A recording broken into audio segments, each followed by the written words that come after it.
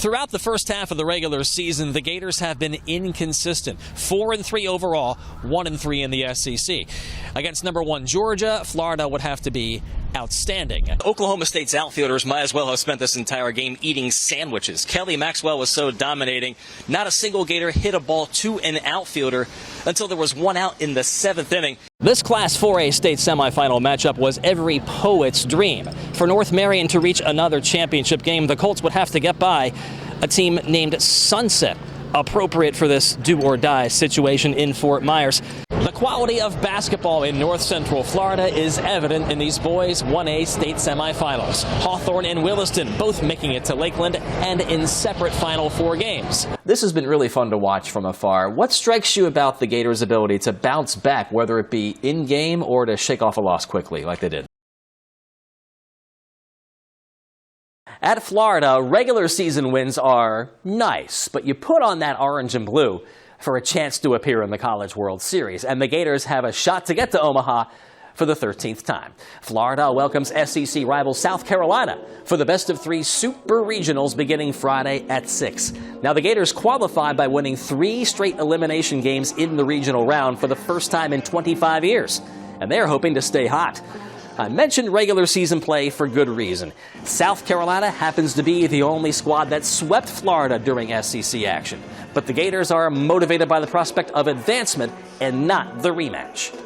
I made it very clear to our team that this is not about redemption, about the weekend that we had and all that stuff. That's just all nonsense. We just got to play our brand of baseball and play our best, and hopefully the outcome is what we want. But that series, whether we had gone up there and won or not, has no bearing on the outcome of this weekend. We know where their weaknesses are, so I think it definitely has its advantages. I mean, then again, they've seen me throw, so they know what my stuff looks like. It's a really big advantage to be able to play a super regional home. Now, South Carolina remains college baseball's most recent repeat champion, having won it all in 2010 and 11.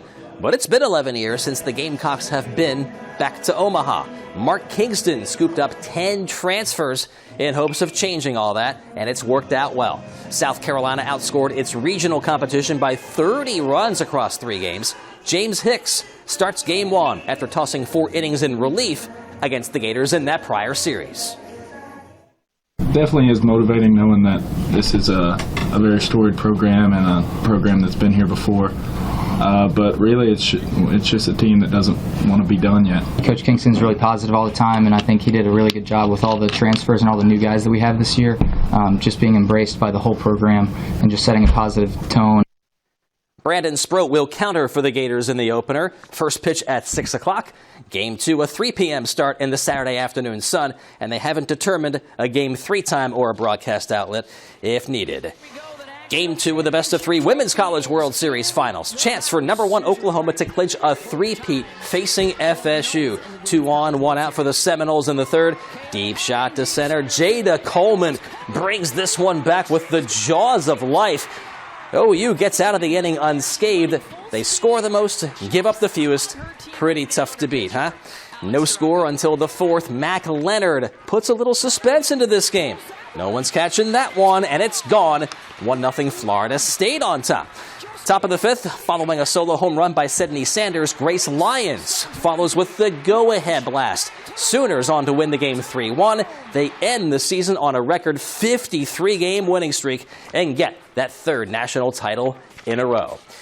Now, since becoming a Florida Gator, Jasmine Moore has been as reliable as a sunset.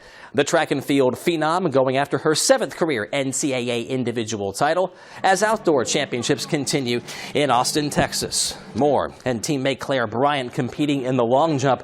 Moore's best leap of the night comes on her final attempt, 21 feet, 10 1/4 inches, but it's only good enough for 3rd place this time. Bryant 5th at 21 feet, 1 1/2.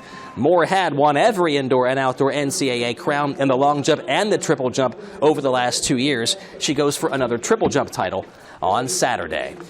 The Stanley Cup Finals shifting to South Florida. The Panthers trailing the Golden Knights 2-0. Second period, Vegas power play. Jack Eichel deadly pass to Jonathan Marchessault. The best sniper on that team gives the Golden Knights a 2-1 lead. So Florida in need of a late spark, and they get it. Matthew Tkachuk, he's been big goal after big goal all postseason. That one hit the camera, 2:13 to go, and the Panthers sent it to OT. In overtime, it only takes the Panthers 4.5 minutes to strike. Carter Verhaeghe, you bet. And Florida gets the win it needed. 3-2 is the final. The Panthers' first ever Stanley Cup Finals win. NCAA golf champion Fred Biondi makes a successful pro debut. The former Gator shoots a 7 under 64 in his first round on the Korn Ferry Tour. Biondi is in a tie for 7th place. Kevin Wells, TV 20 Sports. Joey Mantilla, Brittany Bowe, and Aaron Jackson stand at the doorstep of history. All three are threats to win speed skating medals in the Beijing Olympics. Their journey started here, in a place where there is no ice, not even indoors. Set. Go, Brittany, go hard, Brittany, go. A lot of that success comes from the fact that they were involved in a sport since they were very young. Renee Hildebrand has been running the Ocala Speed inline racing team since the early 90s. On any particular Saturday, class might consist of a group of 7 to 15-year-olds. Indoor training is on a 100-meter loop, similar to an Olympic-style short track. And to simulate long track skating, outdoors they go on a 400-meter track. There you go, pick it up. That's it. Keep the pack close. I had done a lot of work out of Diane Holland's book of speed skating on ice, which helped with a lot of the technique work, and I kind of transferred that over to the inlines. The easiest way to do that is when you bring your foot back down, already have it ready to go on the outside edge. If you feel that little power, you got it. The more efficient you are, the more power you're going to have left at the end of the race, correct? There you go, hard straightaway strokes, push, push, arms, arms, arms, arms, arms. Outdoor, you get your endurance up. Indoor, it's all about like mentality and like to know what to do. I really like it. There's a lot of different people coming, and you get to skate with a lot of different people that you usually don't get to skate with.